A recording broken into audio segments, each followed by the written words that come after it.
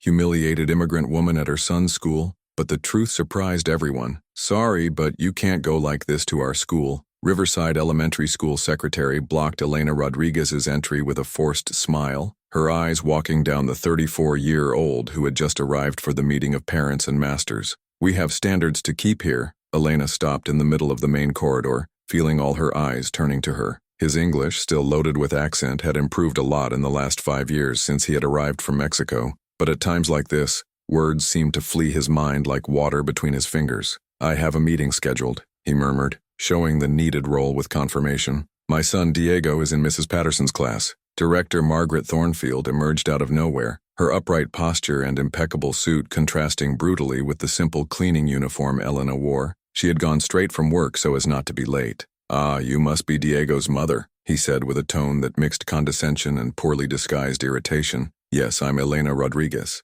I came to talk about my son's notes." "Well, Mrs. Rodriguez," the director spoke the surname with exaggerated difficulty, "perhaps we should talk about more realistic expectations for children like Diego. Not every child needs to follow the traditional academic path." Elena felt the blood boil, but kept the composure. There was something in the eyes of the director, such a familiar arrogance that aroused memories of other clashes, other battles that had won with patience and strategy. "I understand," answered calmly, "but Diego has excellent notes in mathematics and sciences. I would like to discuss the program for gifted children." The secretary released a muffled giggle. "Overdone? Dear, you may not understand how things work here. Diego is a good boy, but," left the phrase in the air, the clear meaning for all present. What none of them knew was that Elena Rodriguez was not just another immigrant struggling to survive. During the conversation, her eyes captured every detail: the fake wall diplomas, the suspicious donations listed on the honor board, and especially the way other mothers were treated with deference,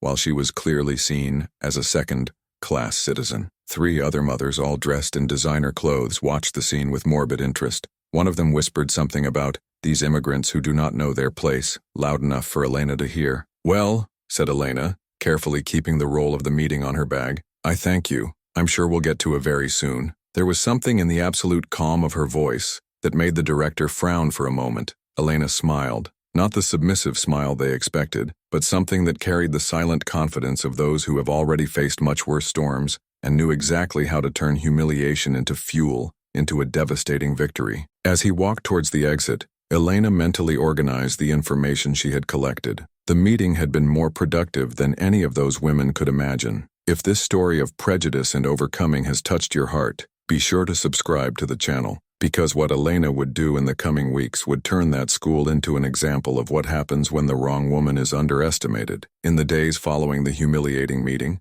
Elena found that hostility in Riverside Elementary had not been an isolated case. Diego came home with increasingly disturbing reports about how he was being treated at school. "Mom, the teacher said I should consider reinforcement classes instead of the advanced program," said the 8-year-old boy, his bright intelligence eyes now laden with confusion. "She said children like me need more realistic expectations." Elena felt her anger boil in her veins but kept her voice calm. "What else did she say, Piss? That I may have to focus on manual work because they are more suitable for my cultural origin." The words came out of Diego's mouth like poison that he could not swallow. Director Thornfield had intensified her subtle campaign of discrimination. Diego was removed from the list of candidates for the advanced mathematics program without any explanation. His notes mysteriously began to reflect learning difficulties that never existed before. Elena discovered through other immigrant mothers that the situation was systematic. Maria Santos, mother of a 5th-grade student, reported that her daughter had been discouraged to participate in the science fair. They said it would be better to help decorate instead of presenting a project. Mary, avoiding Elena's gaze. Secretary Janet Morrison seemed to have fun, especially in creating bureaucratic obstacles. Whenever Elena tried to schedule any meeting or requesting information about Diego's academic performance. "Sorry, but it needs to bring documents translated by a sworn translator," he said with a malicious smile, even for simple forms that Elena had filled perfectly in English. What really broke Elena's heart was to find Diego crying in the room, trying to hide a drawing at school. It was a figure of a boy surrounded by cruel words. "Different, does not belong here, back to your country." "Who wrote this?" asked Elena, her voice shaking with an emotion contained. "Some colleagues, but the teacher saw and didn't say anything. She just said I should have a thicker skin if she wanted to fit me." That night, Elena remained awake at late, looking at the dusty diplomas carefully stored in a box in the closet. Diplomas that no one in the elementary Riverside had an idea that existed. Certificates she had won with blood, sweat, and tears in a country that initially rejected her in the same way. She took the phone and made a call she had not been doing for 2 years. "Hello, Dr. Martinez. I'm Elena Rodriguez. I know it's been a long time, but I need a favor." The answer on the other end of the line made your eyes shine with a determination that I hadn't felt for a long time. It was time to show Riverside Elementary who really was Elena Rodriguez. While the school celebrated its arrogance disguised as tradition, Elena silently organized something that would turn every act of fuel prejudice into a turnaround that would make the whole institution question everything you believed about appearance-based judgments. Elena spent the next 2 weeks in a silent preparation that no person in Riverside Elementary could have imagined. During the day, she kept her routine as a cleaning lady, but her nights were dedicated to something very different, to resurrect a career she had left behind when she arrived in the United States. The call to Dr. Martinez had just been the first of many. "Elena, my dear colleague," the warm voice of the neurologist had said, "of course I remember you. Your research on child cognitive development was revolutionary. Why did you make it all?" "Circumstances of life," Elena answered simply. "But now I need your help to something important." In the dusty archives of his modest apartment, Elena meticulously organized 5 years of documentation she had collected about discriminatory practices at Diego's school. It was not by chance that it had detailed records of each interaction. Its formation as a researcher had created a habit that would now become a powerful weapon. Lawyer Thomas Chen, civil rights expert, Dr. Martinez had recommended, almost choked on coffee when Elena presented her folder during her first meeting. "My God, Elena, this is a federal case. You have evidence of systematic discrimination, violation of civil rights, and possibly embezzlement of public funds." "I know," Elena answered calmly. "I have Ph.D. in educational neuropsychology from the Universidad Autónoma de Mexico, and I did postdoctoral in Johns Hopkins before moving here. I know exactly what these evidence represents." Chen faced her for a long moment. "Why do you work as a cleaning lady if you have these qualifications?" "Because when I arrived here, no one recognized my foreign diplomas, and I had a small child to feed. But that doesn't mean I forgot who I really am." As Elena silently rebuilt her professional identity, Director Thornfield intensified her humiliation campaign. Diego was suspended for 3 days for disruptive behavior after questioning why he was being treated differently from white colleagues in the math class. "Perhaps it is time to consider a more suitable for children like Diego," suggested Thornfield during a forced meeting, his tone making it clear that adequate meant inferior. "We have very high standards here at Riverside." Elena nodded respectfully, internally smiling to learn that at that very moment, Chen was protocoling a federal investigation that would turn elementary Riverside into a case study of institutional discrimination. Secretary Janet Morrison had become particularly cruel, to the point of losing Diego's homework and then blaming him for irresponsibility typical of her family culture. And what she didn't know was that Elena had discreetly installed a recorder in her bag, documenting every prejudiced comment. "Mom," Diego said one night, "why don't you fight with how do other mothers do?" Elena hugged her son, choosing her words carefully. "Sometimes, Piss, the best battle is the one that the enemy does not see coming. And sometimes the most powerful person in the room is the one that everyone underestimates." The following week, Elena did something no one expected. She requested a meeting with the school council to discuss Diego's academic future. Thornfield could barely hide the smile of satisfaction, anticipating a final capitulation. What none of them knew was that Elena would not arrive alone to that meeting. And when the truth about who she really was finally came to light, that school would understand in a devastating way that sometimes the most dangerous woman in the room is the one that everyone assumes to be the most helpless. Elena spent the next 2 weeks in a silent preparation that no person in Riverside Elementary could have imagined. During the day, she kept her routine as a cleaning lady, but her nights were dedicated to something very different, to resurrect a career she had left behind when she arrived in the United States. The call to Dr. Martinez had just been the first of many. "Elena, my dear colleague," the warm voice of the neurologist had said, "of course I remember you. Your research on child cognitive development was revolutionary. Why did you make it all?" "Circumstances of life," Elena answered simply. "But now I need your help to something important." In the dusty archives of his modest apartment, Elena meticulously organized 5 years of documentation she had collected about discriminatory practices at Diego's school. It was not by chance that it had detailed records of each interaction. Its formation as a researcher had created a habit that would now become a powerful weapon. Lawyer Thomas Chen, civil rights expert, Dr. Martinez had recommended, almost choked on coffee when Elena presented her folder during her first meeting. My God, Elena, this is a federal case. You have evidence of systematic discrimination, violation of civil rights, and possibly embezzlement of public funds. I know, Elena answered calmly. I have PhD in educational neuropsychology from the Universidad Autónoma de Mexico, and I did postdoctoral in Johns Hopkins before moving here. I know exactly what these evidence represents. Chen faced her for a long moment. Why do you work as a cleaning lady if you have these qualifications? Because when I arrived here, no one recognized my foreign diplomas,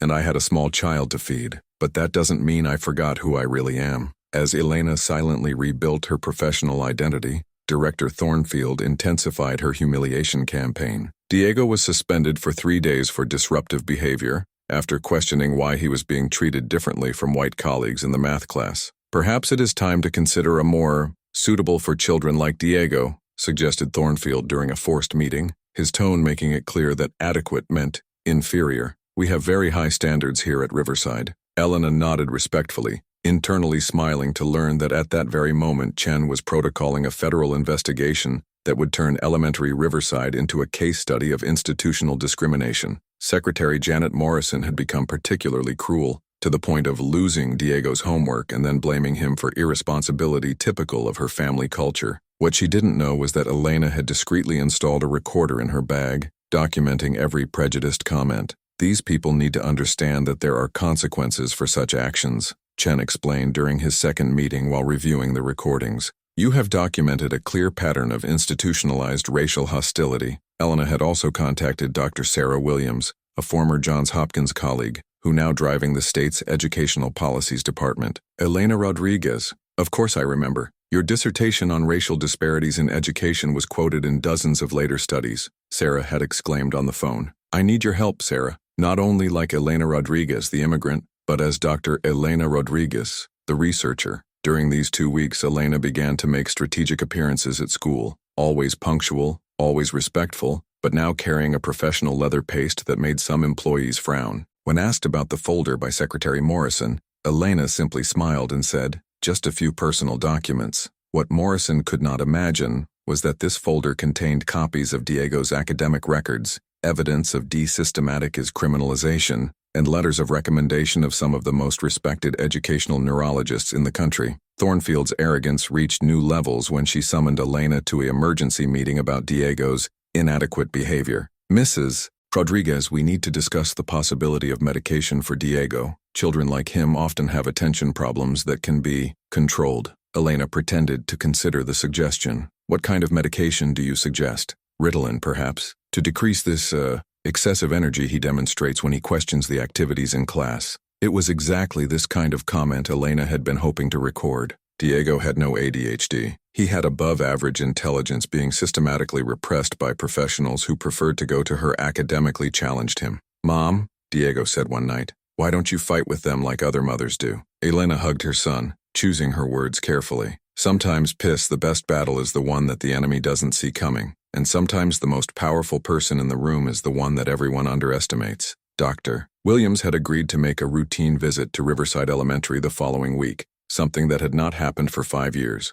It will be a complete assessment of the programs for gifted children, she explained to Elena, especially focusing on how we identify and nourish talents in historically marginalized populations. Elena had also contacted Marcus Thompson, an investigative journalist from the Washington Post, specializing in education and civil rights. After reviewing the documentation Elena had collected, he had said, this is material for a complete series. Systematic discrimination here is so blatant that anyone will shock anyone with awareness. The final piece of the puzzle came when Elena discovered, through her new contacts, that Thornfield had falsified part of her academic credentials. His Master in Special Education of a prestigious university was actually an online certificate of a questionable institution. How did you find out this? Chen asked, impressed by the quality of the investigation. When you work as a cleaning lady, you learn to be invisible. People say as if you don't exist. You hear things. Interesting. The following week, Elena did something no one expected. She requested a meeting with the school council to discuss Diego's academic future. Thornfield could barely hide the smile of satisfaction,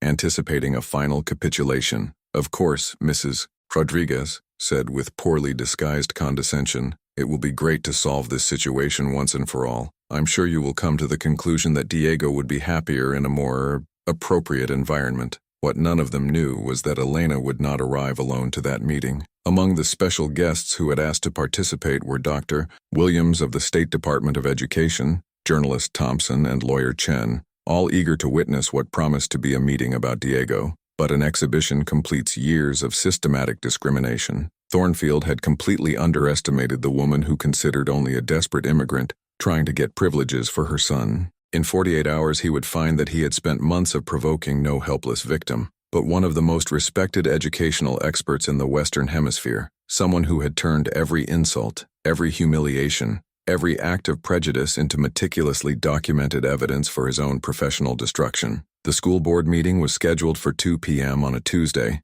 at the main auditorium of Riverside Elementary. Director Thornfield had arrived an hour earlier, meticulously organizing documents that proved Diego's academic inadequacy and preparing her presentation on how children of certain origins needed more realistic expectations. "Finally, let's solve this situation," murmured to Janet Morrison, who typed furiously on the computer, preparing a detailed report on Diego's behavioral problems. "After today, we will have no more to deal with these complications." At 1:50 p.m., Elena entered the auditorium with her leather paste, wearing a discreet blazer that had bought especially for the occasion. Thornfield could barely hide his satisfaction smile as he saw her alone, apparently intimidated by the formal environment. "Mrs. Rodriguez, I'm glad you managed to come. Let's start soon," he said with condescension, pointing to an isolated chair in the center of the room. "We have prepared a special seat for you." What Thornfield didn't realize was that Elena had arrived 10 minutes before the other guests' mind. At 2 p.m. in point, the auditorium doors opened again, and 3 figures entered the silent authority of those who carry royal power. Dr. Sarah Williams of the State Department of Education came first, followed by lawyer Thomas Chen and journalist Marcus Thompson. The sound of the steps echoed through the auditorium as drums announcing an execution. "Sorry for the delay," said Elena, getting up calmly. "Allow me to introduce some colleagues who came to support me at this meeting." Thornfield's face began to pale when Dr. Williams performed. "I am Sarah Williams, the Director of State Educational Policies. I came to investigate some very serious allegations on discriminatory practices in this institution." Chen opened his folder and placed a digital recorder on the table. "Thomas Chen, a lawyer specializing in civil rights. I have extensive documentation on systematic violations of the constitutional rights of minority students in this school." The third man smiled politely. "Marcus Thompson, Washington Post. I am preparing an investigative series about racial discrimination in the public education system." Thornfield tried to recover the composure. "I don't understand.